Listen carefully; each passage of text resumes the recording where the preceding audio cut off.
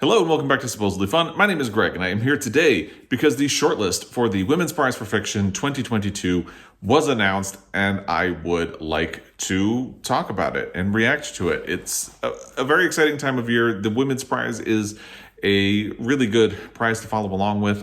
As you know, if you follow along with me, I appreciate book prizes, especially longlist and shortlist announcements, because I use it as a tool of discovery to find books that I have not heard about. And I also use it as a tool to help me rethink and learn more about books that maybe I made a snap judgment on and decided not to read, and maybe decide that I would like to get around to them. Sometimes it doesn't work that way. Sometimes it just kind of reassures what I had already thought about these books. The long list for this year's Women's Prize was pretty strong. There were a lot of books on it that I was interested in, or at least potentially interested in. So I don't think it's surprising that I am pretty pleased with the shortlist in general. There are a couple of books that I am a little bit surprised didn't make it onto the shortlist, and we will get to that. First, let's quickly run through the books that are on the shortlist, and then we'll talk about each of them individually. I'm going to put a link to my reaction video to the long list down below if you would like. I spent a lot more time in that video talking about each book, going through the plot and what it is about, because a lot of these books were unfamiliar to me at that point, so I used that video to learn about their premises. And if you want information about what these books are about, I would recommend you check that video out, because I'm going to kind of gloss over some of that information here. I'll talk about the premises, but like short blurbs instead of really doing a deep dive on what they are about. So the short list for this year includes Great Circle by Maggie Shipstead, Sorrow and Bliss by Meg Mason, The Book of Form and Emptiness by Ruth Ozeki, The Bread the Devil Knead by Lisa Allen-Agostini, The Island of Missing Trees by Elif Shafak, and The Sentence by Louise Erdrich. At the time I did my long list reaction video, I had not read any of these books that ultimately made the shortlist. Now I have read two. I am not doing a project where I read all of the books that are on the long list. I know a lot of people do that. That's not what I'm doing. It just so happens that I had already wanted to read Great Circle and The Sentence as well. They happened to become available in the time between the announcement of the long list and now, and I got to them. So as it happens, I've read 2 out of the 6 books that are on the short list, and I liked one of them, but we'll get to that. I should mention that the winner will be announced on Wednesday, June 15th, and it's still weird to me that The Love Songs of W.E.B. Du Bois by Honoré Fanon Jeffers was not on the long list, and therefore is not on the short list. All you can do is shrug. Let's talk about the books that made it onto the short list. And first, let's talk about Great Circle by Maggie Shipstead. This is one of the ones that I read. I really liked this book, and I can see why it has such appeal for something like the Women's Prize. It is very much about a woman's life, a woman's choices in the early 1900s, and then through a second storyline in the present day as well.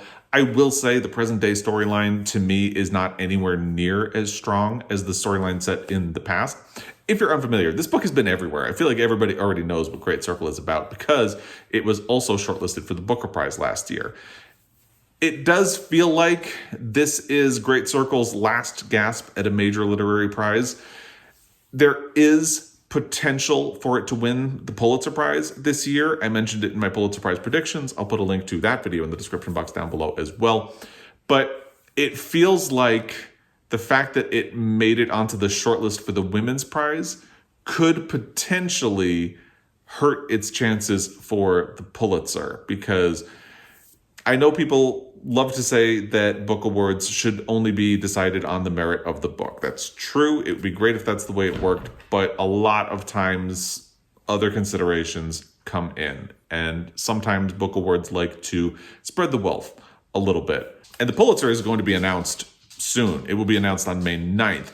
So on the one hand, there's a chance that the fact that she's on the shortlist could hurt her chances with the Pulitzer. But if she were to end up winning the Pulitzer, it could end up hurting her chances with the Women's Prize, because that will be announced after the Pulitzer. So it's interesting that both of these awards, the Pulitzer and the Women's Prize, represent Maggie Shipstead's last chance to be recognized for this book. But the fact that she's in contention for both of them could harm her chances ultimately. Anyway, I was going to tell you what this book is about, and I got sidetracked by the Pulitzers. I'm frequently getting sidetracked by the Pulitzers. That's the way I live my life. Anyway, so if you're unfamiliar, it is about a woman who is growing up in the early 1900s and is fascinated with flight and ultimately disappears on a flight. Sort of similar to Amelia Earhart, but Amelia Earhart exists in the world of Great Circle. So it's an interesting additional layer to the book. And then in the present day, an actress is hired to play this pilot in a movie. And as I said, that storyline is a little bit weaker. Maggie Shipstead does manage to make the second storyline link around to the beginning and uses it to add texture to the older storyline. So ultimately, I do come around to the existence of the second storyline because of what it adds to the book. But in such a long book, it is a little disappointing when you're not really invested in a portion of the story.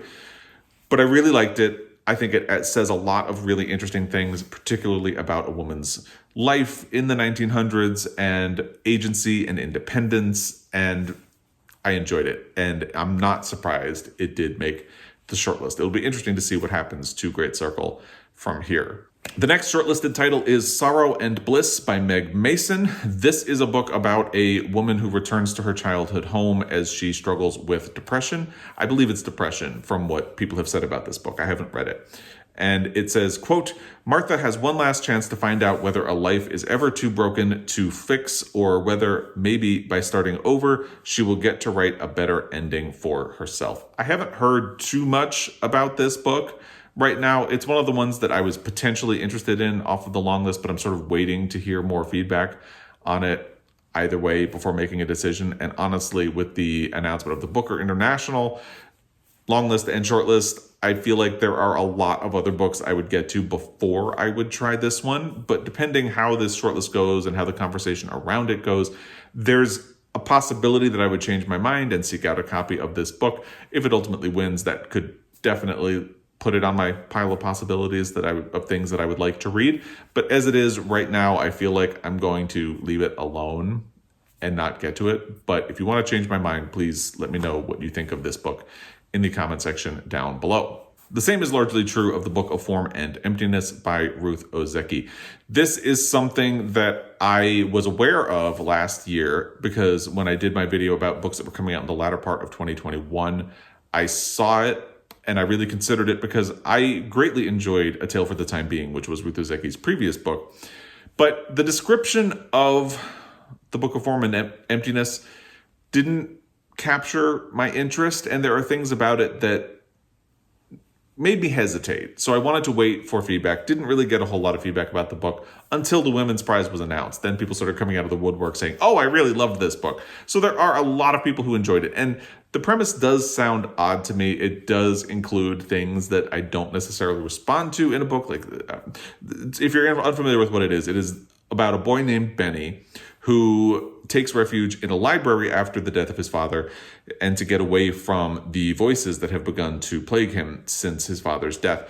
He meets a quirky cast of characters, including his own book, which narrates his life story. I don't quite know how that last part works. If anybody could pull that off, it's Ruth Ozeki. So part of me kind of wonders, like, maybe I should get over myself and give it a try because I really liked a lot of the quirky things that she does in A Tale for the Time Being. But for whatever reason, this one is just having a hard time making me excited about it. I have heard a lot of really great things about it recently. So again, I'm not going to run out and get a copy of this book, at least not right now. But however the conversation about this shortlist goes, and maybe if it wins, it could land on my pile of possibilities. I would say it has a better chance of getting on my TBR than Sorrow and Bliss, especially since I do have that past with Ruth Ozeki where I really liked her previous book, and I don't have that with Meg Mason, for better or worse. But we'll see how the conversation goes before I commit to whether or not I'm going to read the Book of Form and Emptiness. I am really excited about the next shortlisted title, which is The Bread the Devil Knead by Lisa Allen-Agostini.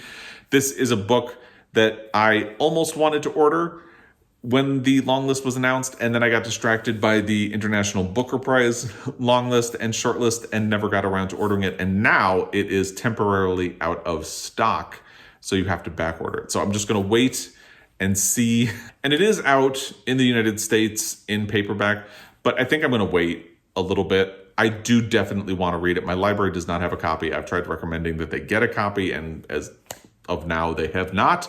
So that's a little frustrating, but I would like to read it. If you are unfamiliar, it is about a woman named Alethea who is about to turn 40. Outwardly, she is successful and independent. Secretly, she is suffering from an abusive relationship, and she is secretly having an affair with her boss. When she witnesses a woman murdered by a jealous lover, it is sort of a wake-up call for her and her own life, and it forces Alethea to reckon with the woman she became and the woman she wants to become in the future. It sounds really interesting to me. I would like to read it at some point. Like I said, right now it is at least temporarily unavailable. I assume this is one of those supply chain issues. Maybe it is taking a really long time to print additional copies of this book. We'll see when it becomes available again. I would like to seek out a copy at some point. There are 2 more finalists, and the next one is The Island of Missing Trees by Elif Shafak. I feel like if I'm going to read an Elif Shafak book, I still need to catch up on 10 minutes, 38 seconds in This Strange World, which was a finalist for the Booker Prize when it was released. And I'm really looking forward to getting to that one. But I have heard some good feedback on this one as well. It's a really difficult book to quickly summarize. You kind of need the longer description of the book, but here goes nothing. It's about 2 generations of a family told on opposite sides of a war, united by a specific location and the fig tree in its heart. It's about ancestral land, it's about connection, and of course it is about family secrets. I haven't read an Elif Shafak book, and like I said, I feel like if I'm going to pick one up, I still need to catch up on 10 minutes, 38 seconds in This Strange World. But there's definitely a possibility that this one could land on my TBR, and that I would read it before I would get to 10 minutes, 38 seconds, because I've heard some really good things about it. It does sound interesting. I admit I would probably get to The Bread the Devil Knead first, and I would probably actually seek out 2 of the books that didn't make the shortlist before I would get to it. But it is something I'm interested in and that I think could potentially win. The final shortlisted title for this year is The Needle Scratch for me. It's The Sentence by Louise Erdrich. I did not finish this book when I was listening to it. I would have, except for the fact that I wasn't really invested in the audio that I got from Libby. So I took my time with it. And because I took my time, I didn't finish it before it was due back. And with Libby, you can't just keep it for a little extra time. It goes back automatically. So because I hit that time crunch and I didn't finish it before it went back, and because it was 22 or 23 weeks before it would be available again, I just said, you know what, it's not worth it. I don't feel that invested in finishing it.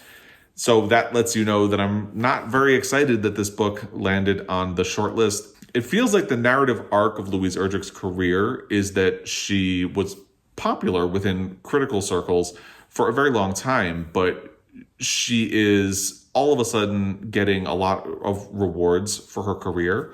She won a Pulitzer Prize last year for The Night Watchman. She is a contender for the Pulitzer Prize again this year for The Sentence, which would be unprecedented because no one has ever won a back-to-back Pulitzer. Again, my Pulitzer Prize predictions video will be down below. It's a really difficult thing to do. I think if she hadn't won for The Night Watchman, she'd be a bigger contender for The Sentence. So it feels like people are wanting to reward Louise Erdrich now, and I don't think the books that they are rewarding are as good as the books that have come in the past, if that makes sense. I like Louise Erdrich. She's a good writer, but the fact that I haven't been so enamored of her recent work makes me have complicated feelings about her getting all this attention for these books, which I don't think are as good as her early work, to put it bluntly. So I can see what people like about this book. It didn't hit me in any resonant way. And like I said, I don't have any plans to finish it. So this was my first DNF of the year. And if it wins, I confess I will be disappointed.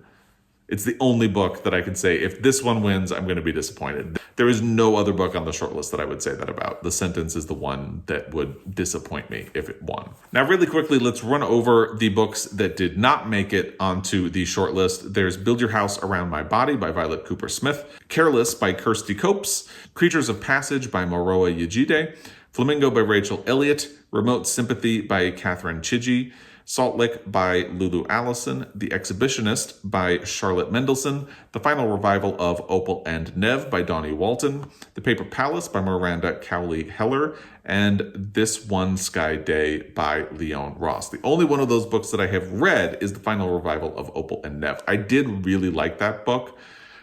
There are elements of it that I think are a little bit weak, and I know other people have read it and those elements were more of a deal breaker for them, so I'm not surprised it didn't make the shortlist. I probably wouldn't kick anything off of the shortlist to replace it. Even with The Sentence, there are other books that are on the long list that I would have rather seen make it to the shortlist than The Final Revival, but I am glad it got at least some recognition and was called out, and hopefully the fact that it was on the long list will put it into more hands of readers. The books I was really rooting for were Build Your House Around My Body by Violet Kupersmith, which is actually available at my library. There are currently no holds on it, and I'm guessing since this book did not make the shortlist, that's not going to change anytime soon. So I have it in my mind that I want to read it and that it is at my library whenever I'm ready for it. It's just a question of when I will be ready for it, and that's always a dangerous thing because there's a lot going on in the month of May. We're practically in May at this point. And then in June, I do my LGBTQ reading. I just do that for all of June. So it's probably going to be July or August before I get around to it. And a lot can happen between now and then that might put it lower on my priority list, but we'll see what happens. I've heard really good things about Creatures of Passage as well. And that has me really interested in that one, which is also available at my library and also right now does not have any holds on it. So same situation between both of those books. I will say, because I've heard so many really good things about Creatures of Passage, I would be more likely to get that one. But it's all a question of when I have the time to pick up a book from the library in my reading life and all of that. So we'll see. Careless by Kirsty Copes also sounded really interesting to me, and I believe it is coming out in paperback in August in the United States. I just double checked, August 16th. So I'm going to keep it on my wish list on Bookshop. Actually, I have The Bread the Devil Need and Creatures of Passage and the Violet Kupersmith book on my bookshop.org wish list as well. So I'm just going to keep all of them there and think about it in the future. There's no rush to get them, but those are 3 books from the long list that I would really like to read and get to at some point. In terms of what could potentially win, I think the biggest contenders are Great Circle by Maggie Shipstead, The Book of Form and Emptiness by Ruth Ozeki, and The Island of Missing Trees by Elif Shafak. Those are probably the heaviest hitting writers and titles. They are certainly the biggest ones on the list because the Women's Prize recognized Piranesi last year. I think there's definitely room for them to reward something like The Book of Form and Emptiness this year, although the jury is different this year. So maybe they're not looking to repeat something that they did in the past. But the very fact that the Women's Prize has rewarded sort of quirky, outside the mainstream books in the past makes me think that Ruth Ozeki has a good shot at that. I think those have to be the 3 front runners. There's always a chance that the Women's Prize will want to recognize Louise Erdrich, but to me, the book is just not that great. And maybe that makes me biased against it. And in my head, I diminish its chances at winning. Maybe it has better odds than I think it does. But to me, it just really wasn't a great book. It's fine. It's totally fine. But not something I would give a major literary prize. And it sounds like I'm hating on this book. And in this context, I am a little bit. It is what it is. It feels like Meg Mason and Lisa Allen-Agostini are the underdogs. And of course, underdogs always have a shot at winning. And maybe the fact that I'm really interested in The Bread the Devil Need makes me think that Lisa Allen-Agostini is the serious dark horse contender, but we'll see. I am not going to do a firm prediction for this prize, But I definitely think it's probably going to come down to Great Circle, The Book of Form and Emptiness, or The Island of Missing Trees. And I would love to hear what you think of this shortlist, what you missed from the long list. If you are dumbstruck about something that didn't make the long list in the first place, like I am about the love songs of W.E.B. Du Bois, let me know all of that in the comment section down below. I would love to hear what you think will win as well. So let me know. As always, I really appreciate your time. I look forward to talking about these books with you until the prize is announced in June, and I will be back. Until next time, happy reading.